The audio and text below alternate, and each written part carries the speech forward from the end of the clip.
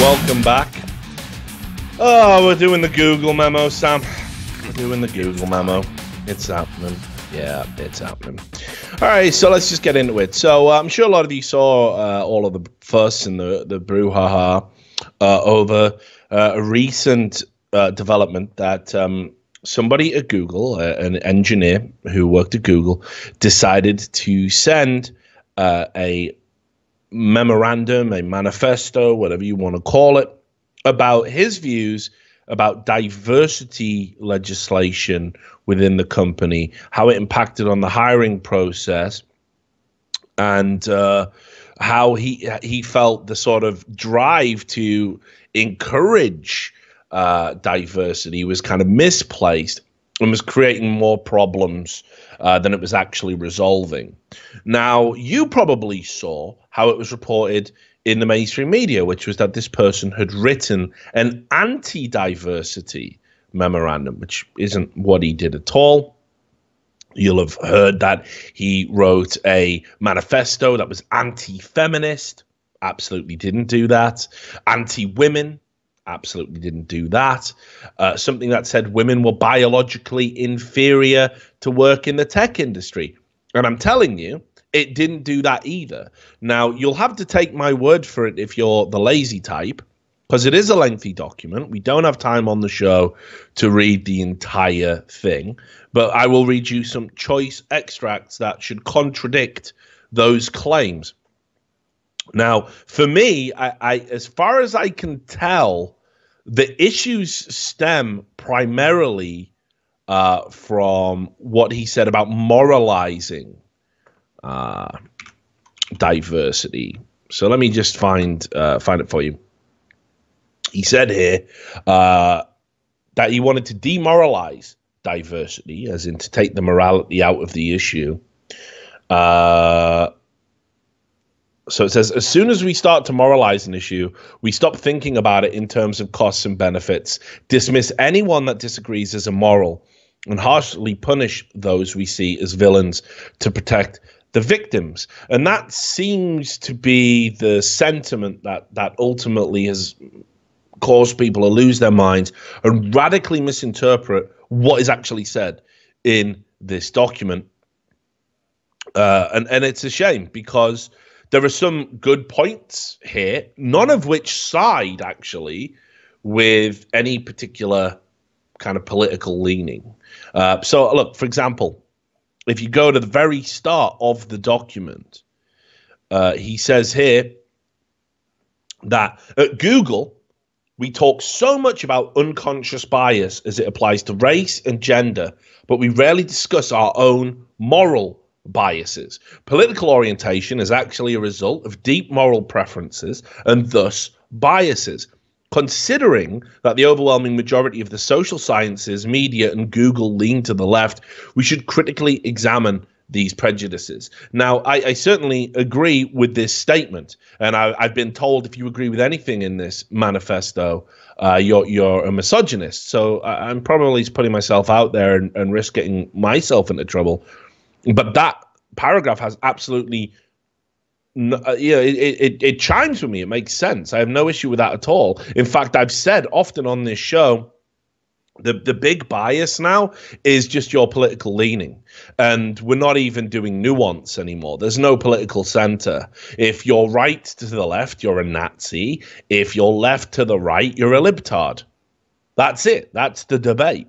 People like me want to have a discussion about the issues they rise up. We've got no place. You've seen at the start of the show, I'm labeled the white nationalist. I have no idea why that is. I've literally never said anything that could be construed in that manner. In fact, I have actively spoken out about racism, all forms of discrimination. I've held jobs in the past that were designed specifically to help people coming from war-torn backgrounds, impoverished foreign backgrounds, integrate into British society and have a new opportunity at a better life. So the idea that I would be racist seems to be weird. And it's funny, I didn't get called racist at all or have any, or a Nazi or a white nationalist or anything like that until after Trump got elected. And I'm sure a lot of people are starting to find this because the left are really just trying to start upping their smear campaigns against people because they're tired of losing now. The left lost an election. Their candidate of choice didn't get through. And it was theirs, like, to lose. They completely threw it. Donald Trump shouldn't be president. But the repellent nature of Hillary Clinton, combined with some ridiculous policies, combined with the fact that there was this conflation of political ideologies, and then just these kind of weird things that were being tacked onto it by the left. That somehow implicit, if you voted for Hillary Clinton, you were voting for enforced social justice on campuses, for example. Well, a lot of people don't like that. And you actually drove centrists into the Trump camp by being so just repugnant. So I agree. I think political orientation is the big divide right now in American society. And I think this is a very good breakdown of the left and the right. And keep in mind, I said again at the start of the show, horseshoe theory very much in line. Because the people on the right who are saying, oh my God, how dare Google fire this guy? You're the same people who say that you shouldn't be able to, like, a private business shouldn't have to do anything it doesn't want to do. You're the guys who say that a bakery shouldn't have to bake a gay wedding cake if they don't want to. So if it's a private business and they can do anything they want, and you stand by that and you support that, then it stands to reason Google can fire anybody they want for any reason they want within discriminatory legislation and laws. Equally over at the left is saying, no, we must force businesses to adhere to our rules. And again, I'll use the gay wedding cake example. They must be made to do things. But that falls in line, so it's all over the place. But anyway, the left biases. Compassion for the weak, agreed. Disparities are due to injustices. That's true. We understand that from a cultural Marxist perspective, that there's always one successful group that has all of the kind of cultural wealth in any particular field, and they are the oppressor of the people that don't have that wealth. Humans are inherently cooperative, obviously. Change is good, but unstable. They are open, and they are idealist. Okay, cool. Then if you look over at the right, they have respect for the strong and authority. Disparities are natural and just. This is true. A lot of people, this is one of the key elements in conservative beliefs. They do not believe that there is any institutional racism holding black people down. And they'll point to example of black people who have risen through the ranks and achieved it, black presidents, in America. And they'll say, if you work hard and you make all the right decisions, you'll be fine. So disparities are natural. It's about your own, your life is in your hands. Humans are inherently competitive. They do believe in that. It's one of the key tenets of capitalism. Change is dangerous, that we should always maintain a status quo. They are closed and they are pragmatic. And what he says here is that neither side is 100% correct. And both viewpoints are necessary for a functioning society, or in this case, a company. A company too far to the right may be slow to react, overly hierarchical, and untrusting of others. In contrast, a company too far to the left will constantly be changing, over-diversify its interests, and overly trust its employees and competitors.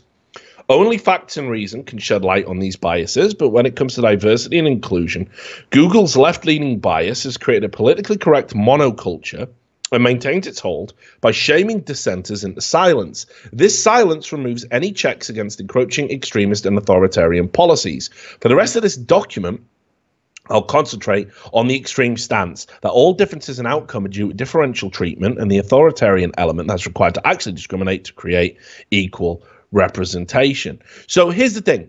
He then goes on to break down why he believes there is a gender gap in technology, and I think it worked out on the pie chart. The last statistics I saw, there was an overwhelming amount of men working in the industry.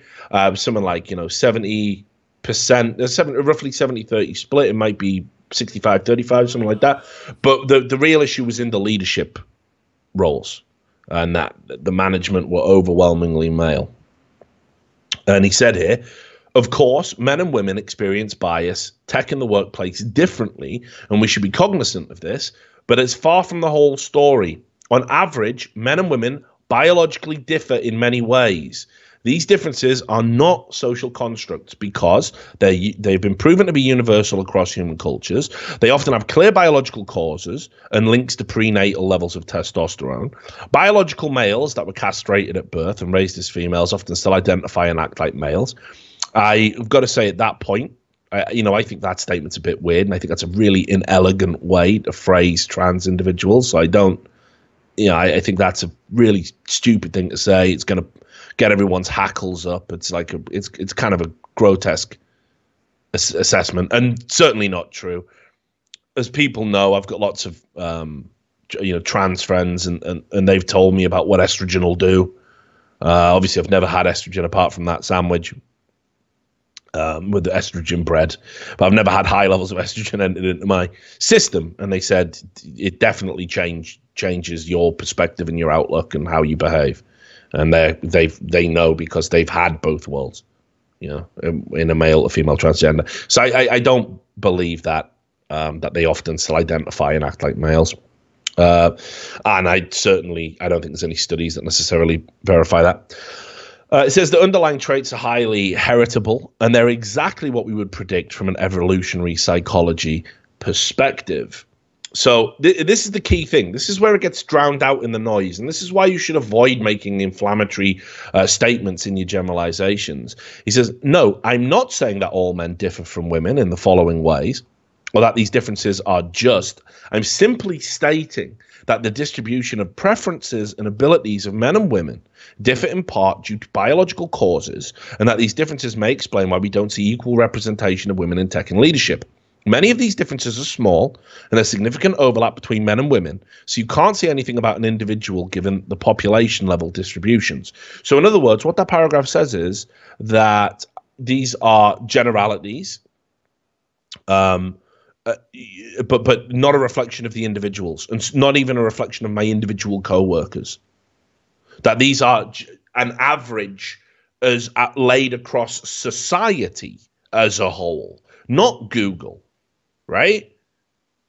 So he talks here about women having more openness, how they tend to prefer jobs in social or artistic areas. This is a measurable phenomenon.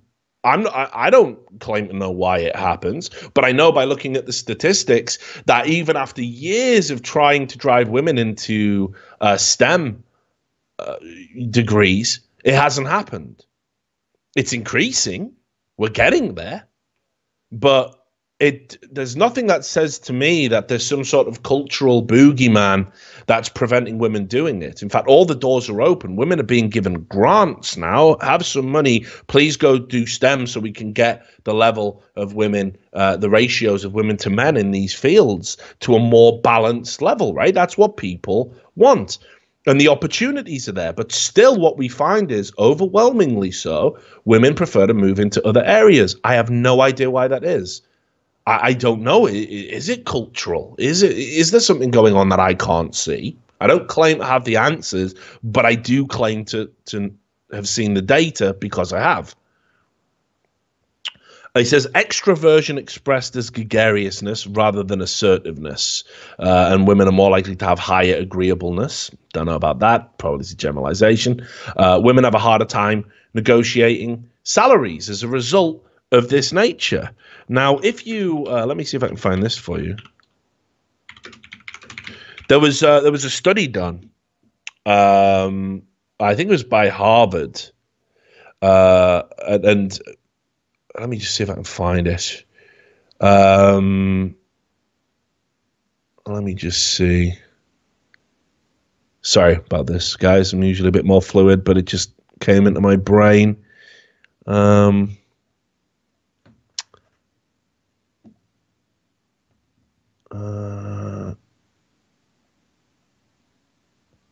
No, that isn't it. Anyway, I'm pretty sure it was Harvard that did a study, and I think it was talked about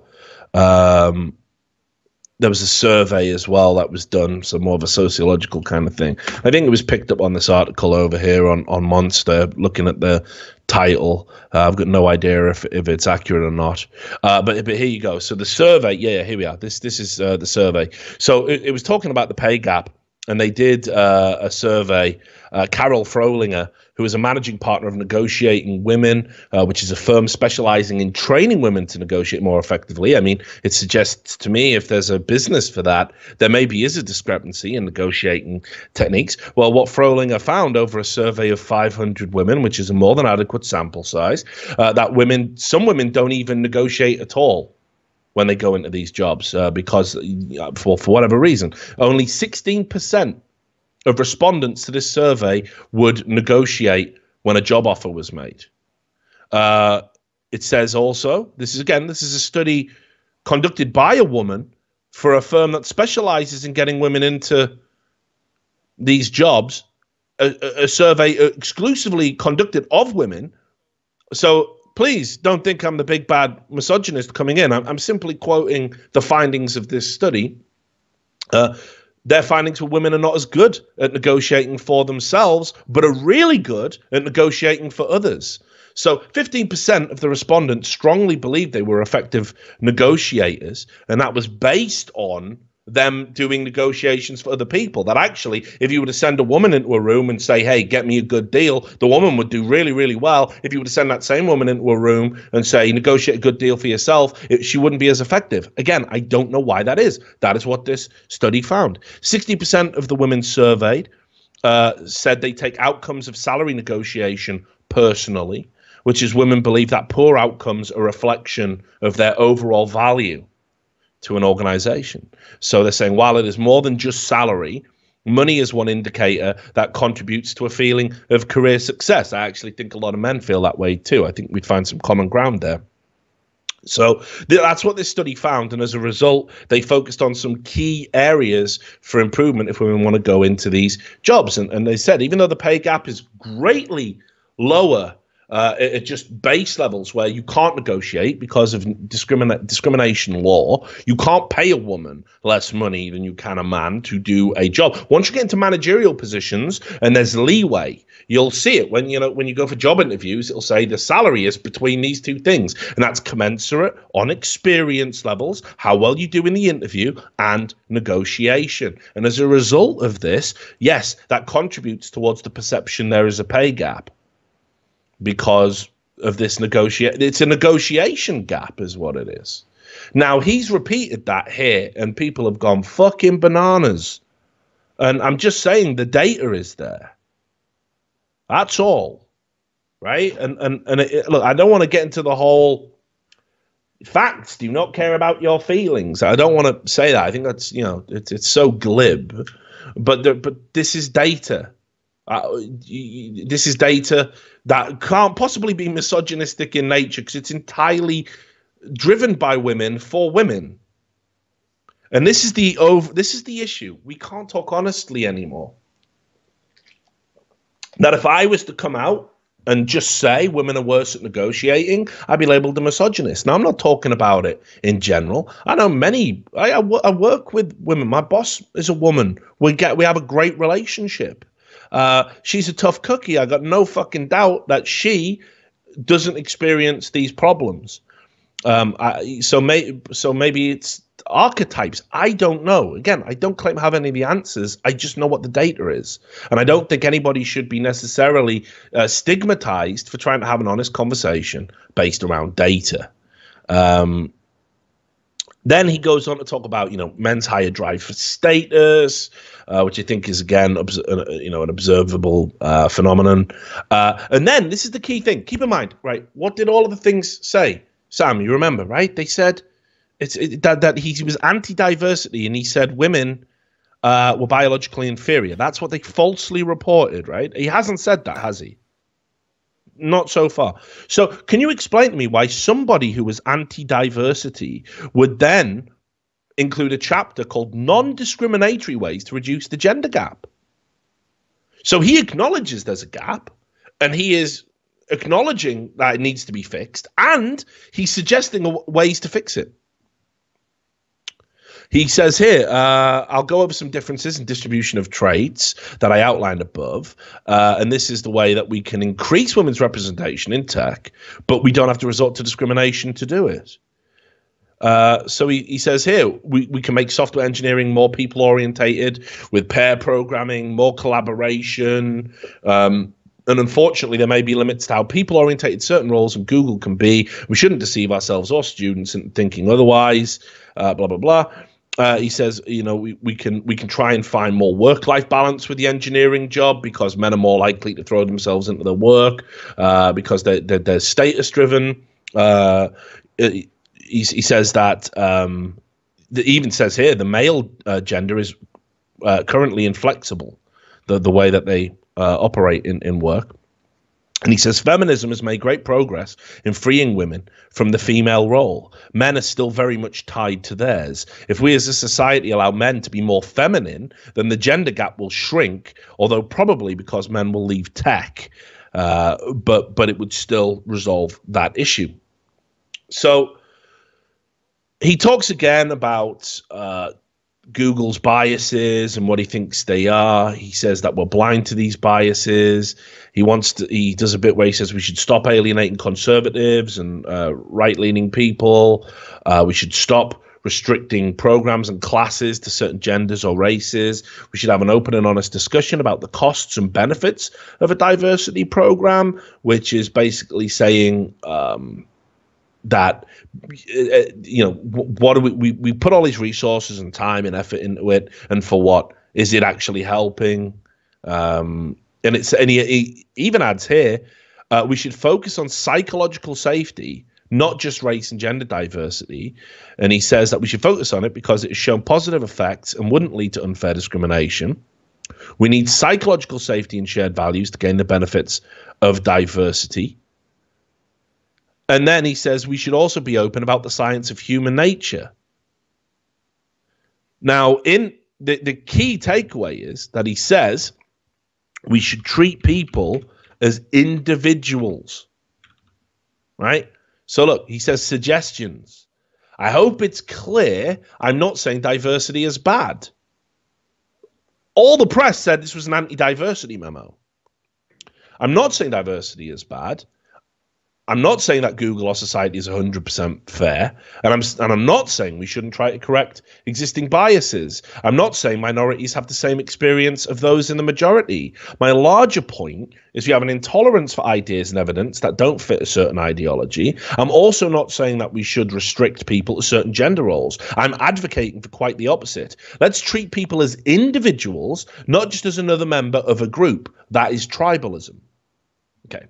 So I won't read you the full thing, as I said, but I urge you, if you've seen a report about this memo, go to Gizmodo and read the whole thing, because it will not shock you. It will not feel like you're reading an evil, sexist document, I promise, because it's not. There's a few inelegant phrases, sure. There's some generalizations that maybe I don't think are entirely accurate. But again, let's be clear. I'll bring this bit up specifically, Sam. Screen clip this. He said, I'm not saying all men differ from women in the following ways, or that these differences are just. I'm simply stating that the distribution of preferences and abilities of men and women differ, and it is in part due to biological causes. These differences may explain why we don't see equal representation of women in tech and leadership. Many of these differences are small. There's a significant overlap between men and women. So you can't say anything about an individual given these population level distributions. And he shows a graph. Indeed, one of the things they left out in all of the reporting was that he sourced all of this stuff. It was all sourced. He had links and fucking studies and everything else. And that were all conveniently left out. But you can just see there, he's saying the populations have significant overlap. The disparity isn't that great, but it's still there. And he's saying we can't talk about individuals. We can only talk about averages. And the averages don't even necessarily apply to this company because of the prestigious nature of the company. So crazy shit. But of course, it was immediately just taken so far out of fucking context. And again, I'll repeat the thing I said at the start of the show before we get into the reaction. There is no way on God's green earth he should have sent this document out. There's no way. It's so fucking inappropriate. I can't get my head around why he thought it would be a good idea. It is very I can't get my head around. Indulgent. Like, I will let everyone know my opinion. It's so fucking stupid, right? It is so stupid that he did this, and it's so stupid that he should be shocked by the outcome. Now, to balance that out, Sam, you got a link, right? He said the reason he did this is that he was being sent to enforce diversity training, I'm pretty sure right? It says voluntary, but so it wasn't even I don't think it was forced. I'm pretty sure it said voluntary. I'll bring it up now. All right. And ping it to me as well, brother. There you go. Awesome. Actually, I don't think it does say whether it's voluntary or mandatory. It just says after an upsetting experience at a diversity program at Google. So, I mean, you can see what The Verge think about it. They describe Stefan Molyneux as a men's rights activist and an alt-right ideologue. I mean, it's voluntary 1 something. So, I mean, again, that's crazy because it's voluntary. Like, why would voluntary training for anything trigger you to do this? He said, I heard, this is what James Damore, the guy who wrote the memo, said. I heard things that I definitely disagreed with in some of our programs. I had some discussions there. There was lots of just shaming and no, you can't say that that's sexist and you can't do this. There's just so much hypocrisy in the things they are saying. I decided to create the document to clarify my thoughts. Well, again, you're not that important, mate.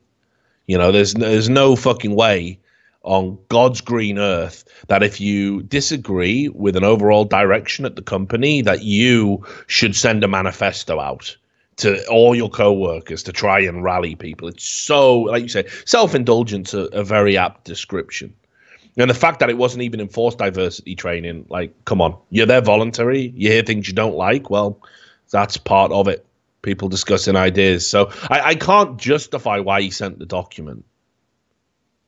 I cannot justify why he would send this. But that being said, I do not think it's accurate to say all of the stuff that was reported in there was fair. I don't think the reportage around the issue was accurate at all. I don't think that is a sexist document. I think he says a few dumb things, but I think overall, I think it's a fair summary and it's sourced, right? And indeed, he wasn't alone, actually. There was a few other people who came out, and there was some scientists. I'm sure you saw this. A lot of people were like, "Ooh, 4 scientists responded." I mean, that's in no way a consensus, but it does show at least there are members of the scientific community that reacted and said, "You know what he's saying is pretty scientifically sound." Now, some of these scientists, it subsequently came out, "Oh, one of them was disgraced because of this view that he had," or whatever. Okay, let's ignore that for a moment. So, Lee Jussim, a professor of social psychology at Rutgers University and a fellow and consulting scholar at the Center for Advanced Study in the Behavioral Sciences at Stanford, who's also served as a chair of the psychology department at Rutgers University and received the Gordon Allport Intergroup Relations Prize and the APA Early Career Award for distinguished contributions to psychology. He said that it's right. He said that this Google document is right. He said the author of the Google essay on issues related to diversity gets nearly all of the science and its implications right. Its main points are that neither the left nor the right gets diversity completely correct. And 2, the social science evidence on implicit and explicit bias has been widely oversold and is far weaker than most people seem to realize. 3, Google has perhaps unintentionally created an authoritarian atmosphere that has stifled discussion of these issues by stigmatizing anyone who disagrees as a bigot and instituted authoritarian policies of reverse discrimination. 4, the policies and atmosphere systematically ignore biological, cognitive, educational, and social science research on the nature and sources of individual and group differences. I cannot speak to the atmosphere at Google, but 1, I give the author that gets everything else right. I'm pretty confident he is right about that too. And 2, it is a painfully familiar atmosphere, one that is a lot like academia. So he talks about, how the thing was reported upon and how it was represented. But basically, he says that as far as he's concerned, and that is an esteemed professor with many accolades, he says the document is right in what it says.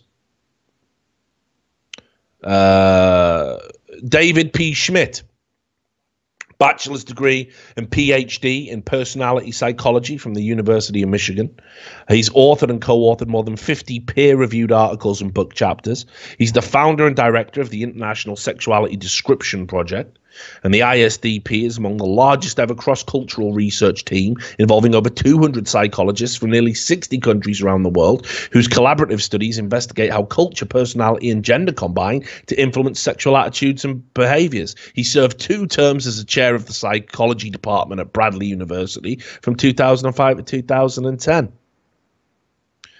Now, he said this one's a little bit different because this individual says that he said that the Google employee argued in part that the research indicates affirmative action policies based on biological sex are misguided. And they say maybe, maybe not. Let me explain.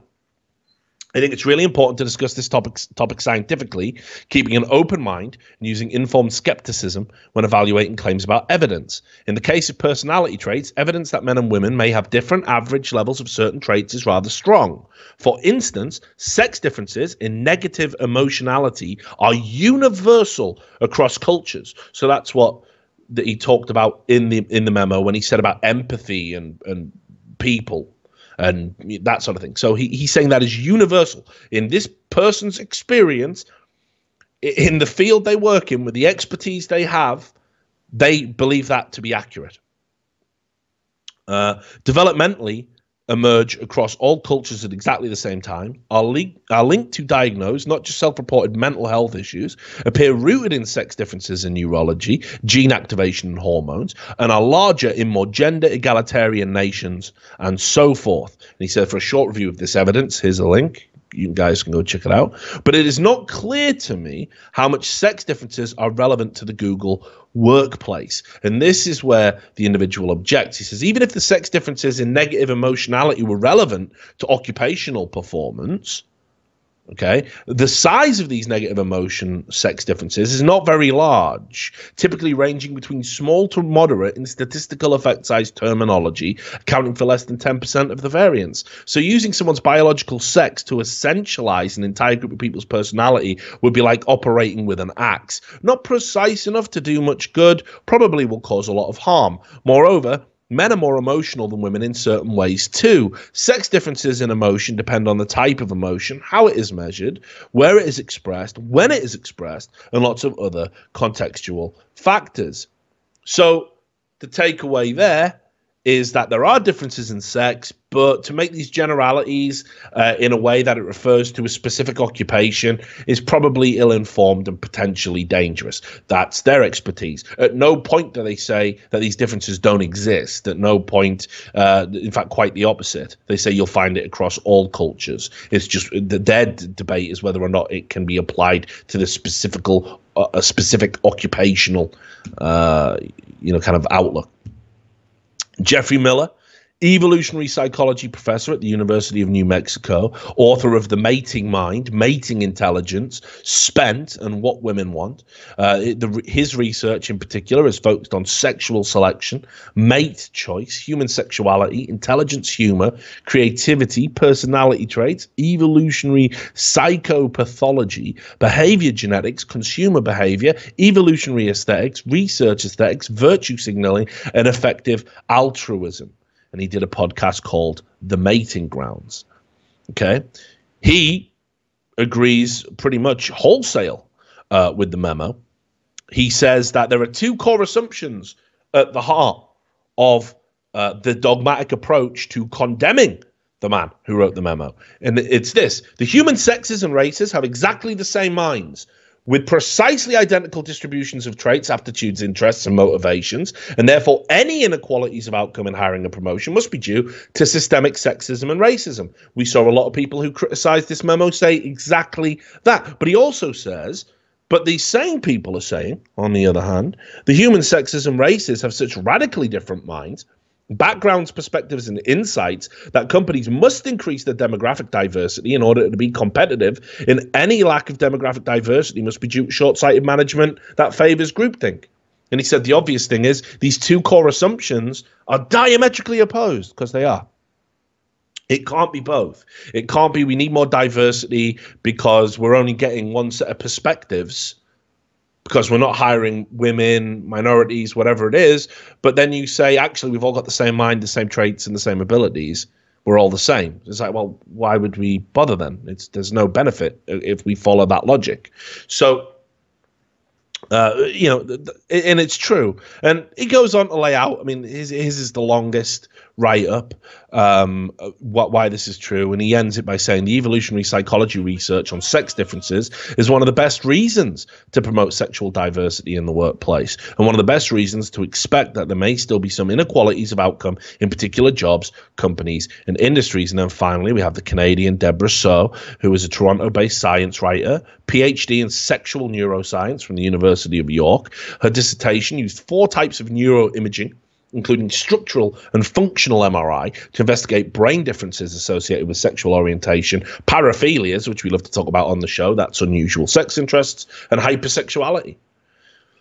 And she said, as a woman who's worked in academia and within STEM, I didn't find the memo offensive or sexist in the least.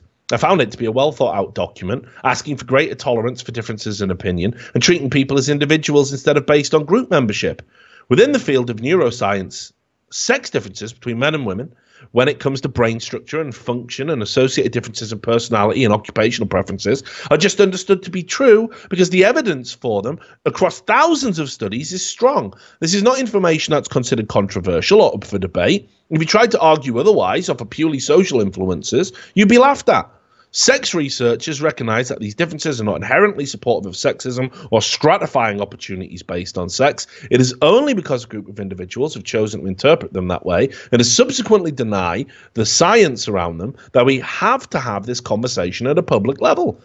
Some of these ideas have been published in neuroscientific journals despite having faulty study methodology because they've been deemed socially pleasing and progressive. And again, do you remember when we showed how, what was it, the male penis was a source of climate change? Yeah. And it made it into a fucking peer-reviewed journal. Again, science and truth is being eroded by this desire to try and get more palatable scientific thought through the means of social justice. As a result, there's so much misinformation out there now that people genuinely don't know what to believe. No matter how controversial it is or how great the pushback, it is important to speak out, because if we can't discuss scientific truths, where does that leave us? And there's a huge list of recommended reading that you can go, which backs that up. So you're like, okay, well, based on this, I mean, how are Google going to react? Well, they fired the guy. They fired the guy for saying things that, to me, are fairly benign. Sure, his co-workers might not have liked it. He probably, I mean, it's not even probably, he shouldn't have sent the memo. But the higher-ups, the executives, were on this within 24 hours. I mean, this just blew the fuck up. And they were releasing public statements. This is one that was reported in the Wall Street Journal. Google fires employee who wrote memo criticizing diversity initiatives. And you can see that this is saying, you know, Alphabet Inc. didn't publish the name of the memo's author, didn't take him long to get doxxed, of course, and that they don't support what he said. They released their official statement. It said, and I'll get the exact quote for you. Here we go. First, let me say that we strongly support the right of Googlers to express themselves, and much of what was in that memo is fair to debate, regardless of whether a vast majority of Googlers disagree with it. However, fired. However, portions of the memo violate our code of conduct and cross the line by advancing harmful gender stereotypes in our workplace. Now, the only Yeah, now the only gender stereotypes in there was the assertion that if we were to extrapolate all of the data across society broadly, there are differences between men and women, and these differences are often exerted in occupational preferences.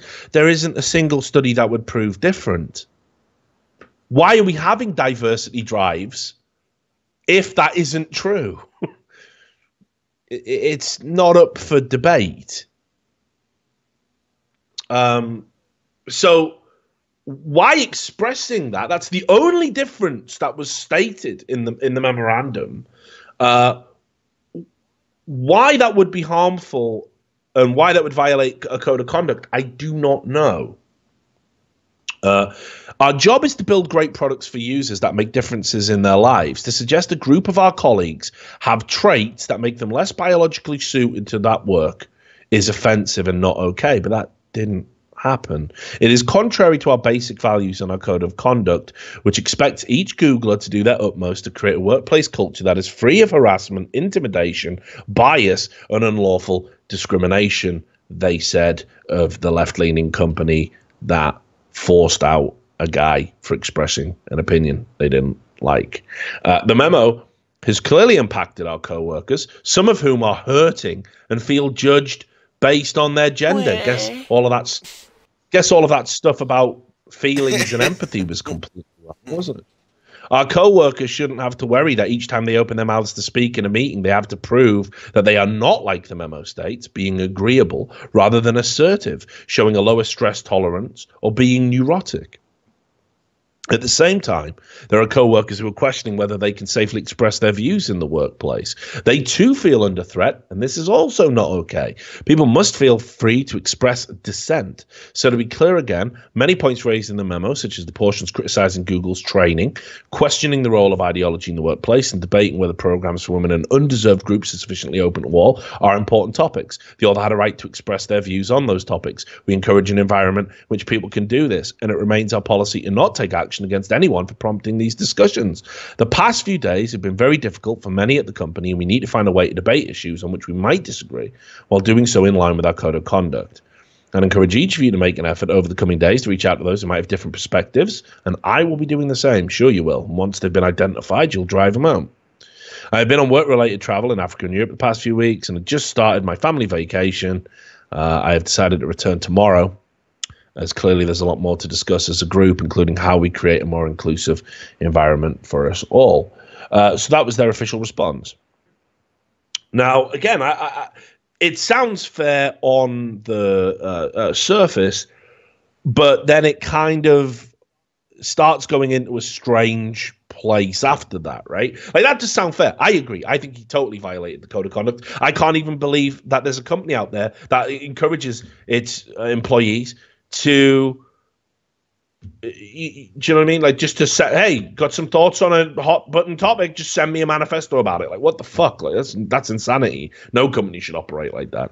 I'll tell you that for now. Not that I wouldn't run a company that way. I don't give a fuck. Don't give a fuck about your manifesto. Like, let's do a job. Fuck, I'm not going to strive for your code that shit. Yeah. No, but equally, not fuck what's in your brain, but just it's in your brain. Yeah, don't spit I'm not it into mine. Persecute.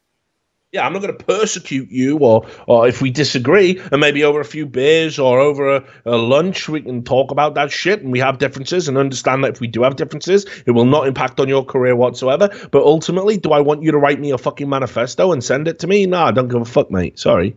I don't care. You're not that important. This is a business. It's professional. Do you remember when your personal life and your professional life was separate? Do you remember that? Do you remember those glory days? Before the internet. Do you remember those glory days?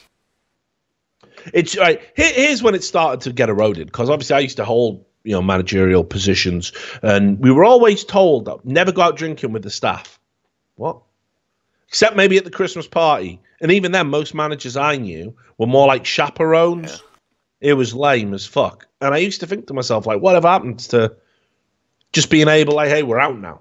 Work's over. But now apparently your duty of care never ends, Richard, is what I used to get told. And I understand that to a certain degree. If I see an employee and we're out drinking and someone's puking or they're clearly in a bad way, maybe I do step up and take responsibility of the situation, make sure they get home okay, whatever it might be.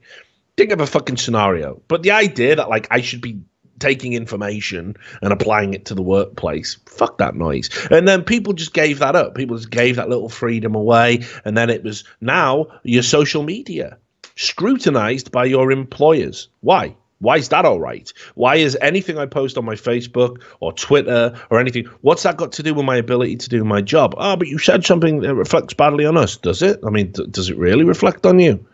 I mean, I understand it to a certain degree, right? There are certain things that are obviously a problem. Like, for example, any expression of prejudice could inform your work. So if you say something racist and you're in a managerial position, then who's to say you're not being racist towards people in your direct employ and in your care? So obviously I have no issue with that at all. But like if I just say, you know, yeah, Donald Trump, what a baller, I don't want to be hauled into a fucking meeting at work. You've expressed that you think Donald Trump is a baller and we have to talk about this. Like, no, we definitely don't have to talk about this. Why are you even fucking reading my Twitter, you fucking weirdo cunts? You know what I mean? Like, just let me have, do I get a private life? I wrote an article a long time ago when I used to be a lifestyle journalist and I used to do stuff like that. It's on the Richard Lewis website now. You'll be able to find it. It just talks about a dystopian future, which we're rapidly heading towards, which is eventually corporations that you work for, or, you know, there'll be like 7 or 8 corporations around the world. Okay. And what they'll do is they'll own everything, right? And they'll own the building you live in, right? They'll own the building you live in. So you'll work for a corporation and with your salary will be a house and the rent will automatically be deducted and it'll be subsidized and everyone will think it's great. And then with it, it'll also come like, yeah, if your employee just wants to come into your house in the middle of the night and maybe fucking pull blood from you while you're asleep and drug test you. Yeah, well, you're on our property, aren't you? And then you stand to lose more if you're a bad employee, don't you? Because, well, if you don't want to conform, you get kicked out the house. You see, we control your housing, we control your employment, we control every little facet of your life now. And if you're not willing to fucking cede to that, then fuck you. You have to exist outside of society. It'll be like the end of the fucking TV show Threads from the 80s. Go check it out. It's a baller show. We'll just all be feral again, just living in caves. What happened? Oh, he can't get a job at a corporation. Like, he refused to be drug tested. Now he's here. Doing bong it in a cave. Yeah, well, except my mind is devolved and I don't even know how to make a bong. I'm trying to do a bong hit off a rock. Like, you know what I mean? This is the nightmare we're heading towards. And people are like, no, Richard, you're exaggerating. 10 years ago, right? 20 years ago, there was no fucking companies like rooting around on all your personal shit on the internet. And even 10 years after the internet was out, it was considered bad form. Like, you know, you have a right to privacy, you have a right to disappear, you know, all this stuff. You know, now it's just taken as a given. Anything you say or do on the internet is an extension of every other facet of your life. You never are off work now. You're never off work now. You are always a representative of the person who pays your salary. How does that make fucking sense? And it's not like, oh, but Richard, you're talking about at a corporate level and when you work for a big company. I'm talking about fucking McDonald's employees have to deal with that shit. McDonald's employee, you know, fired for tweeting out a fucking gang sign. Like, what is going on? Maybe he's in a gang. Maybe he has to be in a gang. Do you know? Do you care? Does anyone give a fuck about the person? No. I saw an offensive picture, and thanks to the fucking swirling maelstrom of outrage culture, that poor motherfucker who's making minimum wage don't have a job no more. Probably he'll never get hired again because it was no, he's in a gang for reals. If he wasn't before, yeah, that's what we do. We just take away people's livelihoods. What could go wrong with that? What a benevolent, awesome society we are. Aren't we so good that we just publicly shame people into fucking submission over and over again for inelegantly expressing the ideas in their head? Aren't we beautiful? Aren't we wonderful? Isn't this brilliant? Isn't this what we wanted? Isn't this so great? Aren't we so free right now? Aren't we so free that we've got a fucking permanent snitch patrol that we all voluntarily buy into? One wrong tweet and it's all over for you. No fucking job, no fucking career, no fucking house, no fucking wife, no fucking kids, no fucking nothing. It's all over. You said the wrong thing at the wrong time and too many people saw it. That's life now. And in 10 years, Again, oh, Richard's gone off. His brain bubbles kicked in again. You will not be anonymous. You will not be allowed anonymity on the internet. That is happening. Legislature's coming in. Everything will be registered to everything else. There will be a trace. We're already seeing tech companies just give up your anonymity, not even under subpoena. They're not even fighting to protect it. You said, oh, bad tweet? Fucking there you go. Twitter just don't give a fuck. Straight to the police, straight to whoever wants to know, straight to the press, straight into the public shaming machine. Congratulations, everybody. We did it. We did it. We built a fucking prison for all of our fucking minds in the interest of interconnectivity. Ooh, I'm feeling so great being connected to all you cunts out there who want to fucking snitch on me. Right now, this is being clipped and sent to someone, and we all buy into it. This is the price of expressing ideas. This is the price of opinions. That anyone who disagrees will try to destroy you, smear you, label you as being things you aren't. And you just have to deal with that. You know, second highest search thing, white nationalist, Richard Lewis, me, the white nationalist. I'm going to have to go into work, right? And who knows who I'm going to be talking to? Someone's going to have seen that. I'm going to have to explain why I'm not a white nationalist now. Why? Because someone disagreed with an opinion I had and wanted to smear me, and they've got the means and the tools to do it, and I've got no means, no tools to fight back and have that removed. And that's how they like it. They want to put you all in boxes, little pigeonholes. Don't you dare have the wrong ideas. And Google, the big sinister fucking company, one of the most powerful companies in the world, they're doing this. They're totally happy with it. We're seeing it on YouTube. We're seeing it on Google searches. This is a company that proactively drove Hillary Clinton searches and changed autocomplete searches about Hillary Clinton during the election.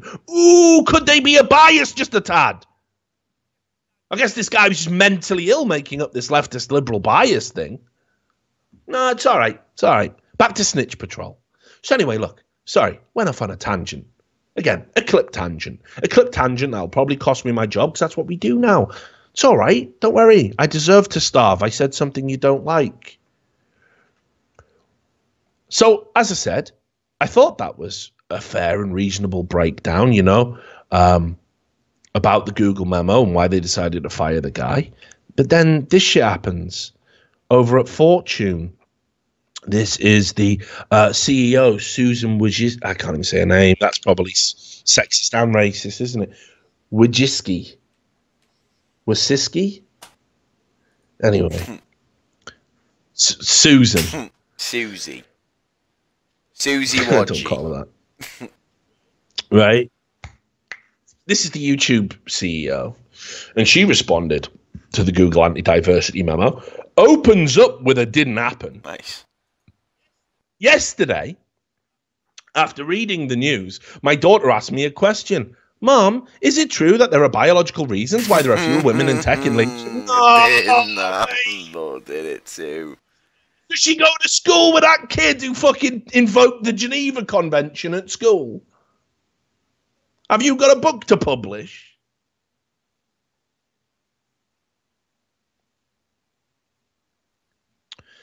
That question, whether it's being asked outright, whispered quietly, or simply lingered in the back of someone's mind, has weighed heavily on me throughout my career in technology. Well, why? Nobody said that. Nobody said that now. People just said, hey, if we acknowledge that there's a gap, could these be the reasons? And that went, no, what do you mean? Reasons? None of those. Privilege, I reckon. We don't want we don't want the reasons. We don't want to explore the reasons. We just want to state the fact that there is a gap. We don't want to solve the problem by looking at the reasons. We don't want to do that. Anyway. Time and time again, I've faced the slights that come with that question. I've had my abilities and my commitment to my job questioned.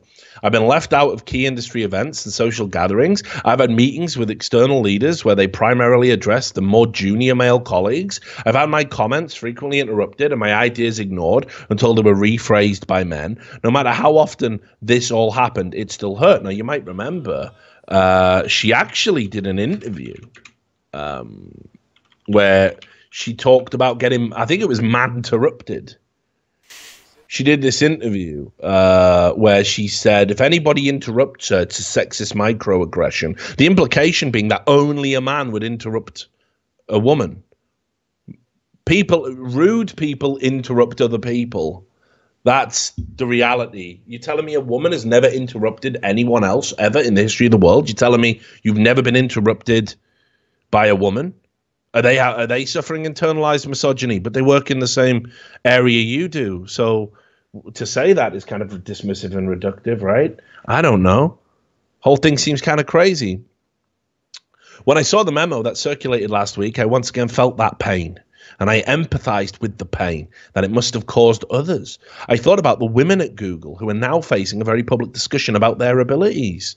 No one's discussing their abilities. Like, the press isn't about discussing their abilities. You've got the right-wingers talking about whether or not it's free speech, whether or not you should be fired, contradicting earlier stances. And you've got the left saying that he was a fucking neo-Nazi. I'm going to show you all the hot takes. They'll blow your fucking mind.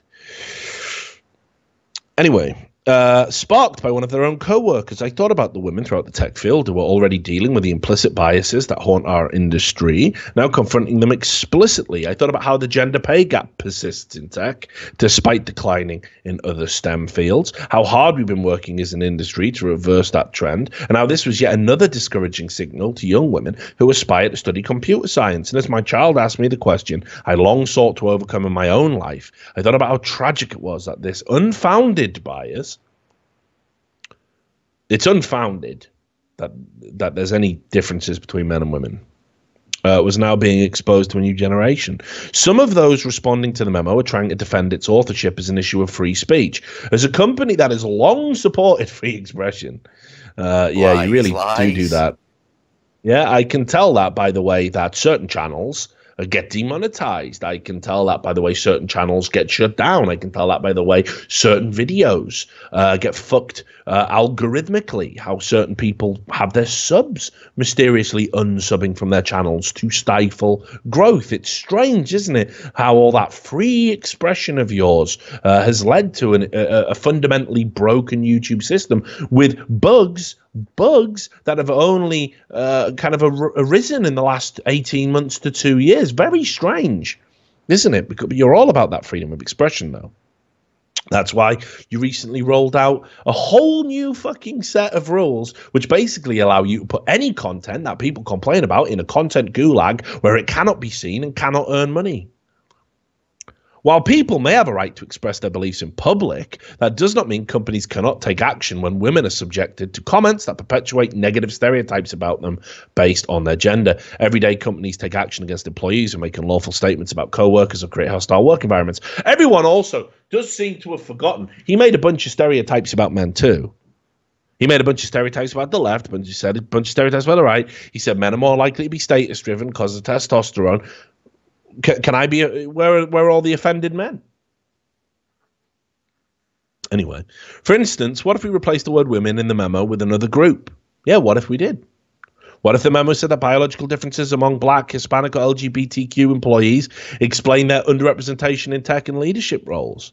Would some people still be discussing the merit of the memo's arguments, or would there be a universal call for swift action against its author? Well, you can't just change the group, Susan, because he's referring specifically to the science of a disparity between two groups. If I was to change the name, there would need to be science to justify the changing of the name. There isn't that science there, is there? So it's a bit of a silly point. In fact, in tech, again, nobody talks about this. For all the white privilege, there's more Asian CEOs, both male and female. And that's also a statistical fact. I don't ask this to compare one group to another, but rather to point out that the language of discrimination can take many different forms. None are acceptable or productive. I thought about all of this, looked at my daughter and answered simply, no, it's not true. Good debate. Good discussion. So, that was her take on it, and it's a very different one to the more sort of measured and balanced take. But when you look at some of the other responses, it's fucking mental. Like, just look at this. This is a response on Medium. And again, I won't read the whole thing, Sam. I know I'm keeping you up mega late tonight. My bad. I've lost my mind. I've just ranted and raved and dribbled, haven't I, for most of this? But look, this is over at Medium. This is Jonathan Zunga, who is a political analyst of authoritarian regimes, and he did a response to it, right? And look at this. He said, I think it's important we make a couple of points clear. Then he makes 3 points. So the cunt can't even count, but I suppose I got to listen to him. 1, despite speaking very authoritatively, the author does not appear to understand gender. Oh, here we go. 2, perhaps more interestingly, the author does not appear to understand engineering. And 3, out of the couple, more seriously, the author does not appear to understand the consequences of what he wrote. So look at this. So he has dismissed what this man said, saying he doesn't understand gender. And then he said, I'm not going to spend any length of time on point 1. If anyone wishes to provide details as to how nearly every statement about gender was actively incorrect and flies directly in the face of all research done in the field for decades, they should go for it. But I'm neither a biologist, a psychologist, nor a sociologist, so I'll leave that to someone else. Good point. How do you know it's wrong then, mate? How do you know it's wrong then, mate? How do you feel comfortable saying that it's completely wrong, flies in the face of all the research done in the field for decades? Just shown you a bunch of research that was done recently by esteemed and eminent scientists in that fucking field, in that niche field, that all agree with it. So that's his take on it. And then the rest of it's dribble, so we're not going to even waste time on the fucking show with that. It's mental, isn't it? What the fuck? Like, I'm just going to dismiss it because I know, mate. My head's gone. But, yeah. Then over on LinkedIn, okay, people were even saying, I'm going to debate it. I'm going to talk about it, this memo, but I'm not even going to read it. Well, I suppose, look, at least you're being fucking honest because no journalist fucking read it. Right? Why I'm not reading the anti-diversity. It's not anti-diversity. It was pro-diversity. It was just saying the way we go about it is wrong. Why I'm not reading the anti-diversity manifesto by the Google employee. I haven't read the Google employee's anti-diversity memo or manifesto as it's being described, and I probably won't. Is this because I don't care to be informed? No. Is it because I don't want to participate in the dialogue? Colder. Is it because it's not at all surprising? Warmer. Is it because reading it is precisely what the author wanted to happen? Bingo. You see, the only reason a memo of this sort can ever be written anonymously, circulated at Google, and then widely publicized is because of one key aspect of the entire diversity in tech conversation. It is always being led by women and minorities. As a result, we are perpetually reminded exactly how much white males in positions of leadership in tech continue to dismiss their responsibility, not only in speaking out against people like the author of this manifesto, but also how much white males dismiss their role in creating this environment. Sure, there will be half a dozen Medium articles, LinkedIn posts, and guest articles in TechCrunch from the usual suspects on why this doesn't represent Silicon Valley or Google or a particular engineering leader or VC's ideology. But rest assured, they'll go back to doing business with the same folks and investing in the same folks, mostly white and Asian males, at least he included Asians in that, while leaving the diversity and inclusion work to women and other minorities with diversity and inclusion in their job titles. So the engineering managers, Stanford MBAs, and executives can continue the real work of business. If this sounds harsh, it's because I've seen how this plays out time and time again over the last several years, from Ellen Powell's lawsuit. That was a completely ridiculous sexual discrimination lawsuit where over the course of the discovery period of that civil lawsuit, they found Ellen Powell had individually done more to scupper women's careers at the fucking company than any other force, that she herself was a sexist and, of course, had muddied the waters by engaging in a sexual relationship with a male managerial colleague, creating a conflict of interest that she benefited from. Not sure you want to fucking cite Ellen Powell as the fucking feminist icon, by the way. Ellen Powell, you know, the woman who fired a Reddit employee with fucking cancer for not being productive enough. That's your hero. Okay, cool. Sheryl Sandberg's lenient movement to the Susan Fowler story and the downfall of binary capital. Through it all, the status quo remains not for a lack of think pieces by Silicon Valley heavyweights or action by women and minorities. So no, I don't plan on reading the Google's employees anti-diversity memo because I don't need another sexist or racist person in Silicon Valley. One of the most fucking liberal areas of industry in the fucking known universe, by the way. Even the planet of Lib Prime says Silicon Valley might be going a bit too far to the left. Silicon Valley hiding in the public confines of a publicly traded company's middle ranks, manifesting their thoughts into my psyche. And then he ends with the whole, to my white male friends in tech, please stop sending articles about diversity in tech to the few women and minorities you know in tech. As the very people trying to fix the problem routinely being denied, rejected, dismissed, and making sacrifices you cannot relate to, we're all aware of the problem. We are being the solution.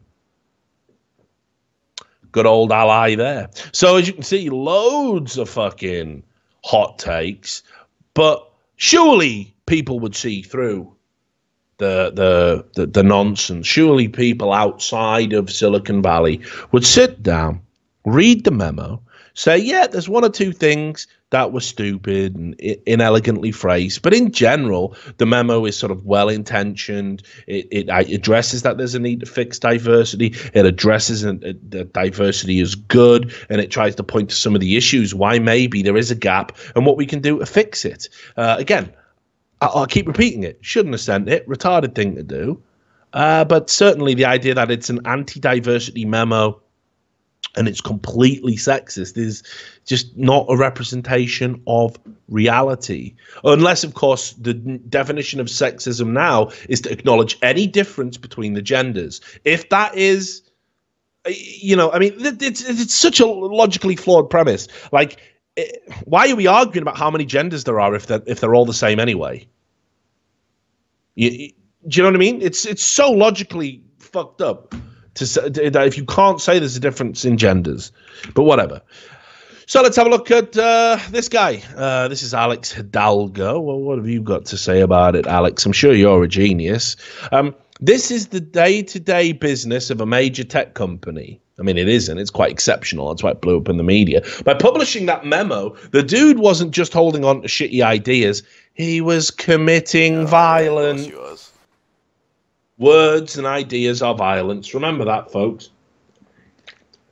Remember that mantra next time they come to shut you down. Because, yes, once you say words are violence, it's okay to counter violence with violence. It's called self-defense. It's a premise. So what I do is I make words violence, then I come and I beat you into fucking submission with sticks and bats, and I burn your house to the ground, and I physically intimidate you, and I threaten your fucking family until you shut up and go away. And it was self-defense because your words were violence too. He was committing violence. People felt afraid. People had to take days off. People feared for their safety. What else? What else do we have in the hot take jar of despair? This was a funny one. I did enjoy this one. This was actually quite heartening, but we're still losing. We're not winning anymore. We're still losing. But here it is. Dina Shankar, writes about business and tech. She put this tweet out. She said, seeing a lot of men upset that the sexist memo writer got fired, but so far haven't seen a woman with that view. So weird. Wonder why. And you can see one of the guys who actually fucking watches our show, Peter Krakow. He did some digital blackface with a gif saying, I'm legally blind. But if you go down, there's loads of replies saying, I'm a woman. And I think it was pretty disappointing he was fired. A step backward in open discussion and discussion of science, in my opinion. Hi, I'm a woman who thinks this man shouldn't have been fired for his opinion and also thinks wrong by your standards. Hi, I'm a woman, and I think it was wrong that he got fired. Maybe not all women are easily offended as others. Maybe you live in an echo chamber to help lie to yourself. It bothers me quite a bit he got fired, said Holly Lindquist, clearly a woman. It also bothers me that people in news sources are grossly misrepresenting what he wrote. Woman here, couldn't agree more, and I'm equally bothered. Okay, good. I'm a woman and I'm mad. Think before you speak. I'm a woman and I got pissed he got fired. So you can see overwhelming amount of women replying to that tweet saying, yeah, we were bothered he got fired. We don't like that. You don't speak for us. Then there was this. Hilarious. Someone got caught in the old logic headlock you can't escape from. Here you go. The most male thing about the Google manifesto is that it's so in love with the sound of itself, it's 3 times longer than it needs to be, said Erin Gloria Ryan. And then someone replied with, so males write differently than women then? That would be a gender-based difference, you see. But I thought there weren't any. That's the joke. So yes, they got caught out with that. What else do we have from the hot take bucket of despair? Oh, somebody actually collated some of the people that work at Google that were talking about the Google manifesto shortly before they made all their tweets protected as leftist liberal cowards do. And you can see here, let's have a look at this. I mean, top right, punch all the Nazis. Just another gay communist. Yeah, just another one. Like, yeah, just another one. Loads of them, apparently. And you can see, punch all the Nazis. Twitter name, Fat Neckbeard Guy. So he's got that right, at least. But, you know, like, why is that all right? Mate, nice fur sauna down there. Yeah, but I mean, again, we've established that violence is wrong, right? I mean, you know, why can a guy get fired for saying, I think there's a difference between men and women, and maybe that contributes to the tech gap.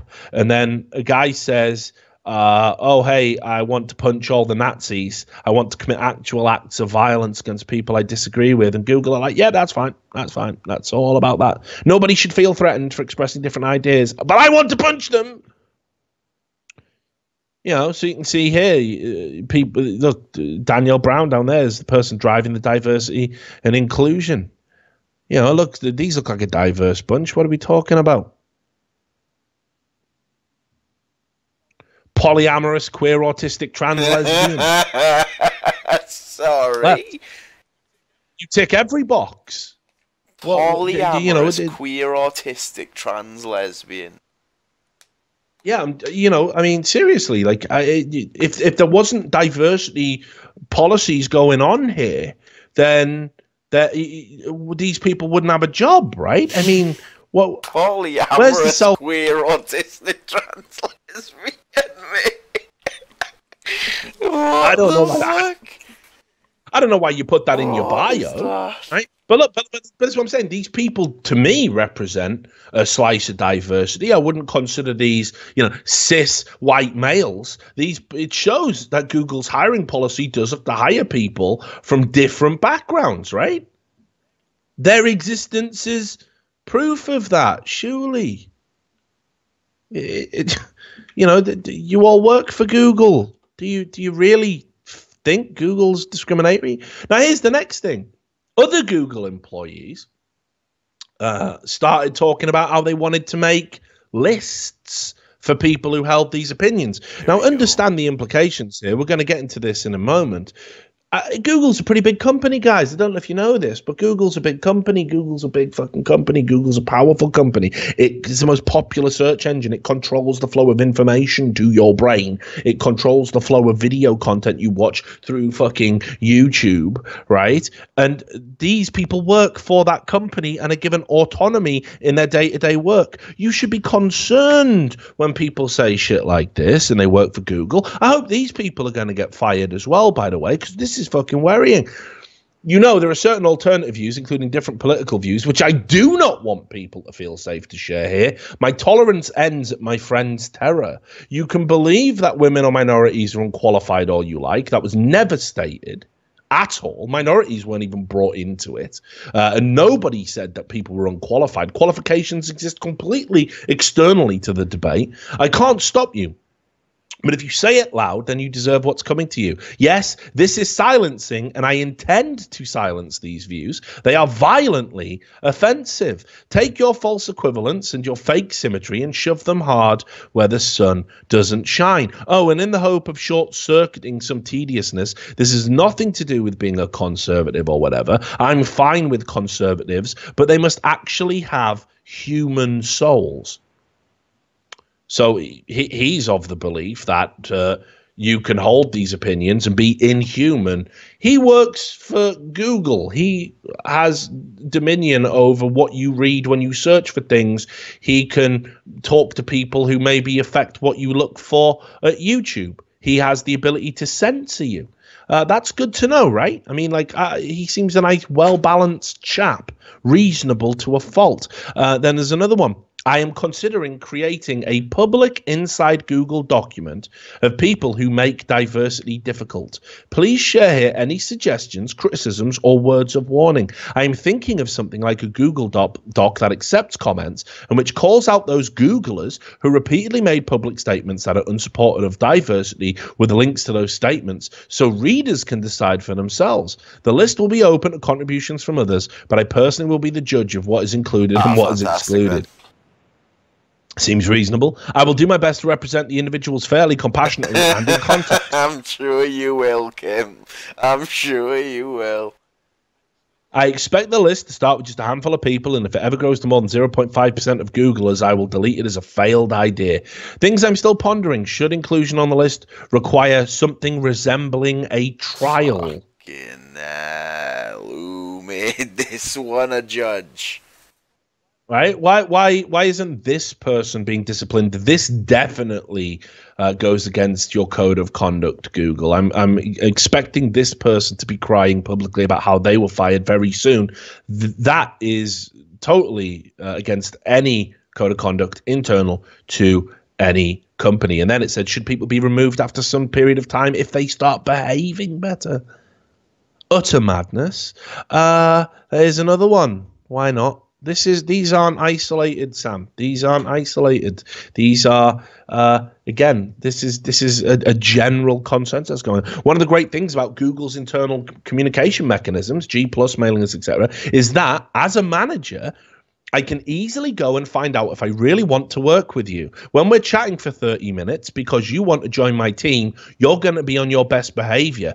But if that's masking a stream of G+ rants belittling your coworkers, I'm going to find out. I keep a written blacklist of people whom I will never allow on or near my team based on how they view and treat their coworkers. That blacklist got a little longer today. So there you go. You want to be treated fairly in the workplace for having your opinion, something that the highest levels of Google management say will absolutely happen. No, there's blacklists everywhere. Don't feel intimidated, though, guys. It's just a blacklist. Then there was this, another Google employee publicly on Twitter said that they were adding someone else's name to a spreadsheet. For what purpose? I guess we'll just have to speculate. But this is Carl Parker replying to someone called Kelly Ellis, and he said, I've read both, and I read the response by that Jonathan that we did, and he said that response represents the manifesto and unfortunately validates the point about suppression of ideas. And Kelly Ellis says, no, it doesn't. I've read both. Your reply also ignores the many women Googlers who have expressed their frustration they feel as a result of this manifesto. Fuck off. Thanks for using your real name here, though. Makes it easier to update my spreadsheet. Have a good night. Thanks for giving me your name. Now I can write it on my mentally ill paper. So bye. I'm sure Carl is very angry at that. Yeah, I mean, you know, New Scientist used to be a publication about science. Now they publish an article in response to the manifesto, not pointing to any of the science at all, but instead they wanted to warn tech bros that it is unequivocally sexism, not biology, that holds women back. Just is. Well, what's the reason for that, New Scientist? Surely you're going to publish something scientific. No, there's not a single scientific thing here. Here you go. This is as close as it gets to science. They talk about bro culture. Just ask why we don't see women in leadership positions, but we never ask why we see so many men in those jobs. These positions often require long, stressful hours. Might not be worth it if you want a balanced and fulfilling life. But we absolutely do ask. Men do not have biological predispositions towards stressful hours any more than women do. Likewise, a balanced and fulfilling life comes with different expectations. If it is likely you are the half of a partnership required to pick up the majority of the domestic labor and child-rearing duties, the structural differences that create inequality are more nuanced than genitals and genetics. I mean, he never talked about genitals or genetics, really. I mean, it was talking about nuance and structure and society and gender roles and all this other stuff. He then goes, what he does not address is the widely discussed prevalence of an aggressively masculine bro culture, making those long office hours even less palatable for women. A 2016 survey found that 60% of female employees in tech roles reported unwanted sexual advances, and 87% reported demeaning comments from male colleagues. So your whole basis for why the tech gap exists is a 2016 survey basically saying that that men hate women and are possibly sexual predators. That's it. Interesting. New scientist you would have perhaps thought a little bit better of, but no. Which isn't to say that data should necessarily be ignored and should be taken into account, but it's one individual survey. Huffington Post, of course, they responded to it, but contradicted themselves, of course, as well. The Huffington Post, they put out an article saying, say goodbye to the waffle and spaghetti theory. Science says men and women aren't really wired differently. But then, of course, they'd also said men commit over 85% of all homicides. Why? And the reason for that is the male brain reacts differently to handling a gun than a woman's brain. Which one is it? Are they wired differently or aren't they? Huffington Post. What does the science say? It's almost as if, there isn't one determined thing we can look at that'll prove unequivocally what you believe. There was some more stuff. I mean, again, this just drove people fucking mad. There was Emily Gorchensky. Emily Gorchensky is somebody who couldn't even identify the difference between a Confederate and Union uniform. She said, do you know what's really creepy? Confederate LARPing, talking about people who reenact civil wars. I don't want to break it to you, Emily, but you cannot have a reenactment of the American Civil War without the Confederates. And she said the only reason to attend a Civil War reenactment is to burn Confederate flags. Can't we do Civil War reenactments? The Confederacy still lose. The implication being that if you're a Civil War reenactor and you fight on the side of the Confederacy in a fictitious reenactment of the American Civil War, you support the Confederates' views on slavery. She said this. Well, she couldn't even identify the difference in uniform. Fuck it. I'll show you that tweet. She couldn't identify. She's an American. She couldn't identify the difference between a fucking Union and Confederate outfit. Come the fuck on. You cannot be an authority on anything. There's the tweet. Bring that up. Anyway, she obviously fucking chimes in. She does from time to time. What did she have to say about this manifesto? Well, of course, she said, will this make people afraid to share their thoughts? Yes, shitty people should be afraid to share their fascist thoughts. So there you go. That's all right. What about firing the guy? I mean, surely people couldn't necessarily advocate for that. I'm saying, yeah, it was an inevitability. I don't know if I'd invoke safety or anything that dramatic. He was just retarded and broke the rules. No, if firing one person makes dozens of people feel safe at work, that's an easy trade-off to make. I'm not sure why this is a hard concept. But what about people who are afraid to express their sexist opinions now? Well, they can leave too. Right, okay, brilliant. Glad to see that the whole thing about opinions were all there. And then again, people didn't read the article but wanted to act outraged. Emily Gorchensky, again, said this. We read the key parts of the document on this broadcast. Tell me if this is proportionate. Tell me if this is a fair summary. I think women and black people are biologically unable to hold this job. Never said. And then but she represents the document is saying that. And then goes, is as much an opinion as, gosh, sending them to camps is great. So now he's a Nazi who wants to send people to the camps because he said there's biological differences between men and women. Right. Let's definitely wrap this up. I'll get the final fucking hot takes, and then we're just going to end the show, and I'm just going to go fucking hang myself or something. Here was another unbelievable fucking take, comparing what he said to phrenology, right? You know, the fucking skull science that fucking race realists still believe in for some fucking reason because they're morons. Look at, he compared it to that, this guy. Look at this shit. I can't believe Google just fired me for sneaking up on my Indian co-workers and using my calipers on their skull. I have a right to my opinion. Don't get me wrong, I think that tweet's fucking hilarious. But comparing the fucking two is mentally ill.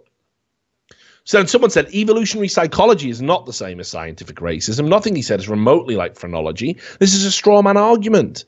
And then somebody replies with evolutionary psychology is literally phrenology for tech bros. People trying to make their feelings sound like science. Come back when you're not so emotional. The fucking irony. Then goes on, tech bro.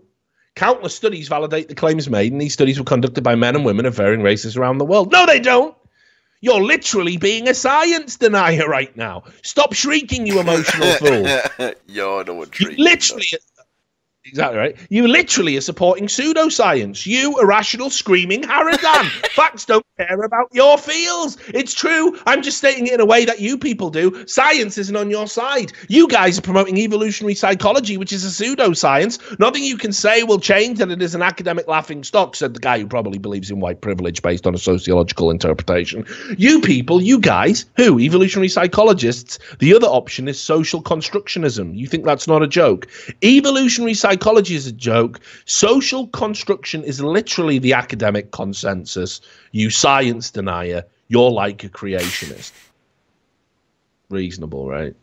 Nobody thinks that social construction is the scientific consensus. Nobody, because it's not. Brianna Wu, mentally ill person for hire. What have you got to say about it? Because, of course, absolutely must chime in. I mean, you're going to be running for public office. By the way, don't be too disappointed when people absolutely do not fucking vote for you, because every ridiculous thing you've said and done in the past will get dredged up. You don't want to be in politics. You'll be crying every week about how you're getting doxxed, etc., and all this other bullshit.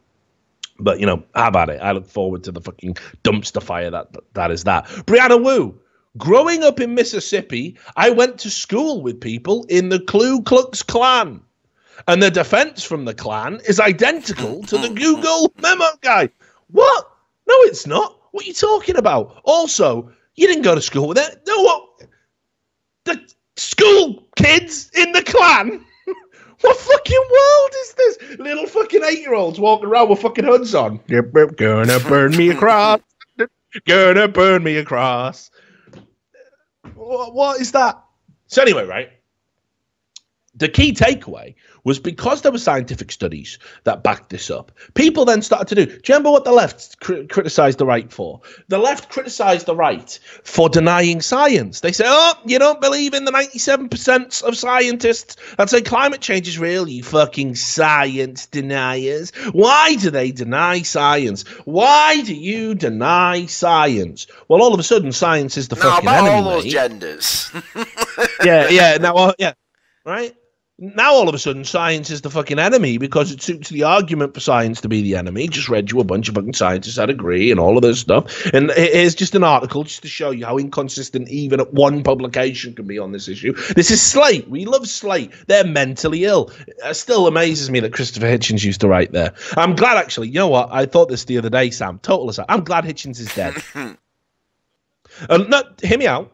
A lot of people say, Richard, don't you just wish Christopher Hitchens was here? So we could get. Don't you wish Christopher Hitchens was here so he would lampoon and skewer all of these ridiculous ideas and all these ridiculous political groups? No, I'm actually glad he's dead. I am so glad he's dead because Christopher Hitchens would be smeared as a Nazi now, and he wouldn't be allowed to write anywhere, and he would be censored and censured and punished, and then he would die. And for whole generations of people, his legacy would be that he was just some Nazi guy who was an Islamophobe and all of this other stuff. Fortunately, he died at the right time to be remembered as a great intellect without the leftist progressive smears. So even though he was taken from this world too soon, I'm glad he died when he did. Sorry, but trust me, he would have been labeled a Nazi for the things he said. If few people did try, now it would be overwhelming. Slate, this is it. Lawyers take on another Trumpian task, stopping science suppression. We saw all of this. We saw Trudeau, it was Macron, come out and say, American scientists, if you want to flee the country, come to the France, which is so fucking science friendly all of a sudden. Come here, we will give you safe haven. Okay, good. So we all agree science is awesome, right? Slate published that. Slate agrees science is awesome. Science is the truth. Trump denies science. Trump is a liar. Fuck Trump. We love science. Okay, good. Glad we got there. Right, okay, but what did they publish in the aftermath of the Google fucking memorandum thing? Let me just... Oh my me. Stop equating science with truth. What does that even mean? It's not true, Sam. Science isn't true. Science isn't true, mate.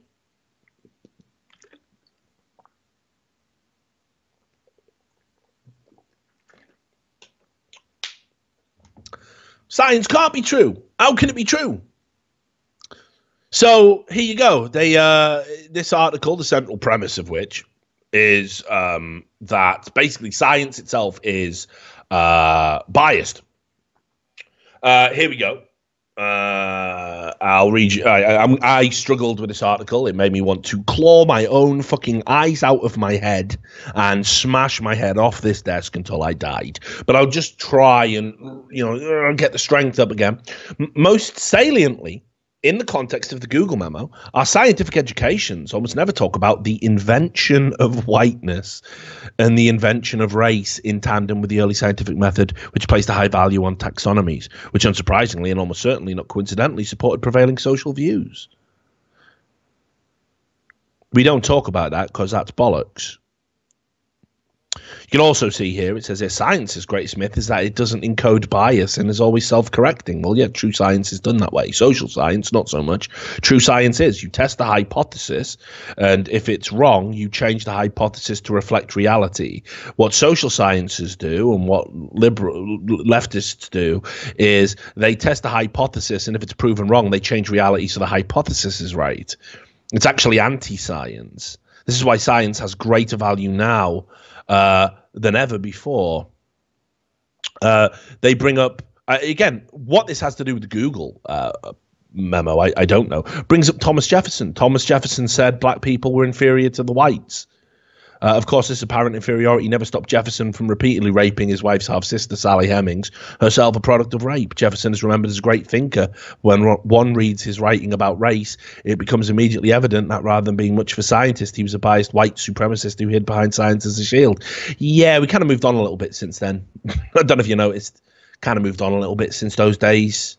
But I guess science is the same as Thomas Jefferson raping a black person, isn't it? What are you fucking on about, mate? It's mind-boggling. Anyway, what's the reward? What's the uptick? Well, so Google are having a fucking super secret meeting right now. What to discuss, I don't know. I wonder if it's, how can we remove this despicable element within our company now that they have revealed themselves? All of those people calling for lists and blacklists and abusing their powers to stop racists and Nazis, they're not going to get fired, are they? They're not going to get fucking fired. Are you mad? They're going to be given a pat on the back. They're going to be told, take 2 weeks off work if you need it. It's been emotionally and physically distressful, hasn't it? We'll root out the scum. The great purge will begin. But that's what they're having. They're having a secret meeting here. They don't want it publicized. What else? What else do we know? That off the back of the publication of this memo, I'm not saying that these people are opportunists, but 60 women decided they're going to sue Google for sexism.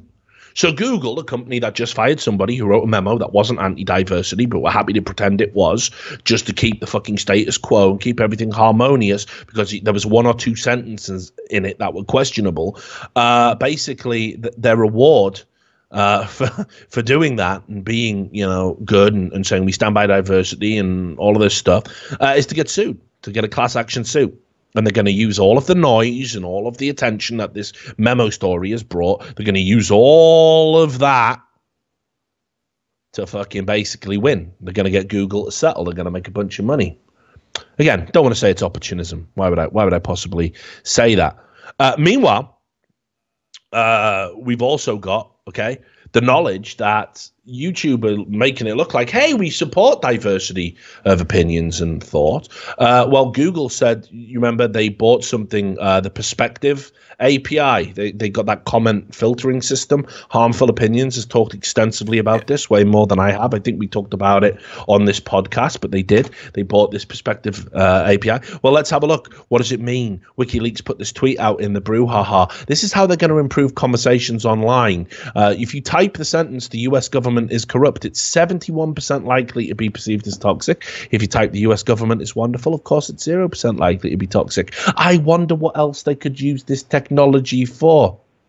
Then you combine that with the fact that, a lot of people say to me, Richard, you wrote over at Breitbart, that makes you a Nazi. I got called an anti-Semite recently. That's Breitbart. Breitbart have offices in Israel. They're very pro-Israel. Ben Shapiro was our editor at large. I'm sure you've heard of him. So you can say Breitbart's a piece of shit. You can say it publishes garbage. That's fine. You can say that a certain type of person with a political outlook goes there. You might even want to describe it as far right. I'm not so sure. I never saw any of that, but I only worked in the tech section. But I worked alongside a mixed race Pakistani immigrant and a gay Jew. I don't know. I kind of felt pretty fucking diverse when I was there. Whatever. But I got called an anti-Semite by someone trying to get my job taken away. Again, not true. But this is why Breitbart is necessary. This is why alternative publications are necessary, because no tech publication is going to write anything bad about Google, by the way, folks. No one. They're not tackling that. They're not taking it on for two reasons. One, why the fuck would you do it? Why would you annoy a company that can bury your website so deep in a search engine you never get another fucking click again? You only get direct referral traffic. And second of all, most of the people who write in tech are all of the same mindset as the people at Google that think this memo was such a big fucking deal. So you got to have alternatives. But there was an interview with a former Google employee. A former Google employee went to Breitbart, and they're all coming out the woodwork. There's new stuff popping up on Breitbart all of the time. And you can see here, former Google employee. There are efforts to demote anything non-PC from search results. And in this, they said what we've known for ages is definitely happening. And this is written by Alan Bakari, who I completely trust to vet a source correctly, who I think is a great journalist and a great worker, and was also a liberal Democrat, by the way. Politically, he campaigned and worked for the Lib Dems, I think, as a volunteer. You can see here in the Rebels of Google series where they reached out to people and said, we'll give you a voice to speak your opinion, you'll be completely anonymous.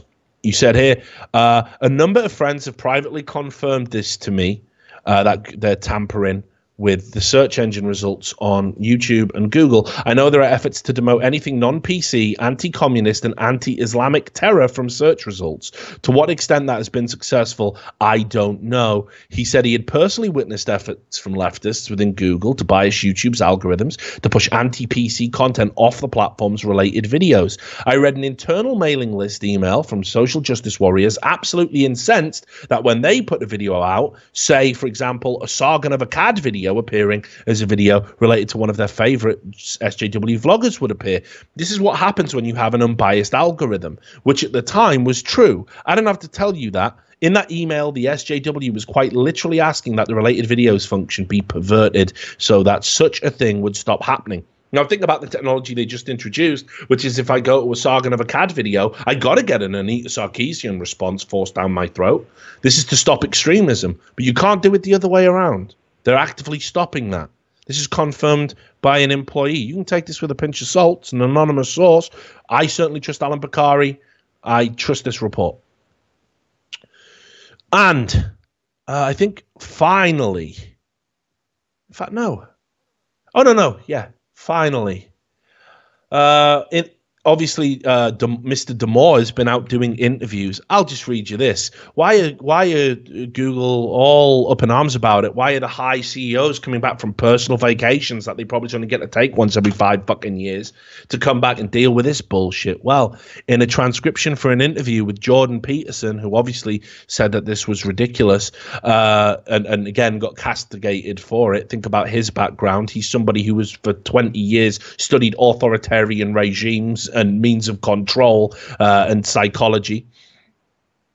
Peterson said, why did you publish this manifesto? And he said, about a month and a half ago, I went to one of the diversity summits, all of it unrecorded and super secret, and they told me a lot of things that I thought were just not right. And Peterson goes, what do you mean unrecorded and super secret? And he said, most meetings at Google are recorded, and anyone at Google can watch these recordings.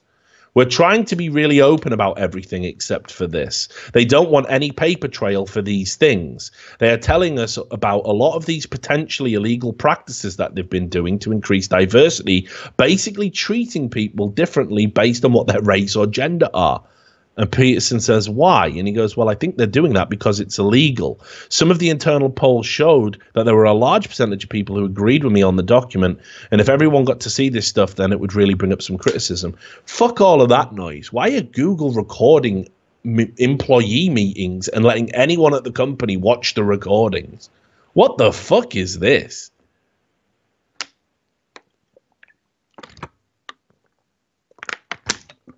Absolutely fucking crazy.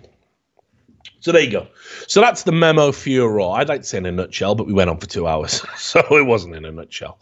But this is, you know, this is where it ends up. This is where it leads to. Again, to reiterate, the guy, yep, fire the guy, whatever. Your company broke the rules, blah blah blah. But you can see the reaction wasn't honest. Didn't represent the document. You can see where we're headed to, where we're now getting into the realm of science denial to protect people's feelings. And we can't have a conversation about gender differences anymore. We can't even explore how gender differences might contribute towards issues, even if it would make work a better place as a result of that. We're not allowed to talk about it. We simply cannot. Right, I'm going to end on one thing just to cleanse the palate a little bit, Sam. I know you're probably falling asleep at the wheel. Sorry, mate, you were up early today and you've got to go to G-Fin. So you got my apologies, but here's what we're going to end on. You are still awake, mate. You haven't fallen last time. That was a rough show. Sam, you passed out at your keyboard. That was before we live streamed this. Yeah, that's true. Way worse. Yeah. A live stream with you just wrecked. No, it wasn't even asleep. Sam, I've been saying your name. Check Twitch chat. They're all like, Sam. Yeah, exactly. What are you on about? It would have been bad. But let me just find this. Basically, because of Trump, there's a new business emerged. A new business. And what do you think it could be? Trump fidget spinners. Oh, no, not bad. Saw Alex Jones with a fidget spinner the other day. He's mental. But just here you go. Here it is. Right, okay. This is how weak the progressive left is. There's a new business industry making a fortune in the Trump era, and it's people selling hugs and cuddles. So basically what it is if you're upset by the Trump regime, you can go and dress in a pajama or yoga attire and sweatpants and basically lie and have a professional cuddler hug you in what is called a cuddle sanctuary to soothe what they call Trump-related PTSD. Grow the fuck up. $80 for an hour, but. Yeah, $80 for an hour. You should do it, mate. You've got some big fucking, some big love pillows. Fucking, I'd make a fucking killing. That's way more than YouTube's paying for the ads, mate. That's about 14 vids right now. So there you go. So, yeah, we've done a 3-hour show. Fuck it, it's time to get out. You'll have seen Bunty King tweeted out the other day saying he's going to come on the show a week today. So that's going to be good. For those that don't know, but Bunty King is what sort of one of the new and emerging members in what people call the skeptic community. I hate that term. I think it's garbage. But most notably, he's the guy who had the feud with Tariq Nasheed. You might remember Tariq Nasheed referred to him as Cunty Queen and made a bunch of racist statements about him. So he's going to come on the show and tell us about his experiences with Tariq. I'm sure that's going to be a fucking great interview. And for the esports people among you, it is obviously confirmed that in about, 4 days from now, is it, Sam? Yeah. Yeah, Monday, we're going to do a special one-off of By the Numbers to break down all of the roster mania that's been going on in Counter-Strike. So me, Thorin, and Sam, we're all going to be back again. So that's going to happen. And I think we got a few of the guests on their way, but we'll do some teasers and all that. So make sure you follow Twitter. To everybody who subbed and donated, especially, what was the name of the chap again that did the 3? And Jarek is Minion. And the name I always get wrong, despite the amount of money he gives us. Again, thank you very much for the kind donations. I'll make sure that Sam gets his portion of that with his 18% man tax taken out to me as a minority group. So reparations, Sam, for my Welshness. More Welsh than you. So anyway, whatever. So yeah, thanks for watching the show. We'll get those subs up so we can get some free t-shirts out. Sam's going to be away all weekend, so I'll be putting out some individual videos, probably not live streaming, but I guess we'll wait and see.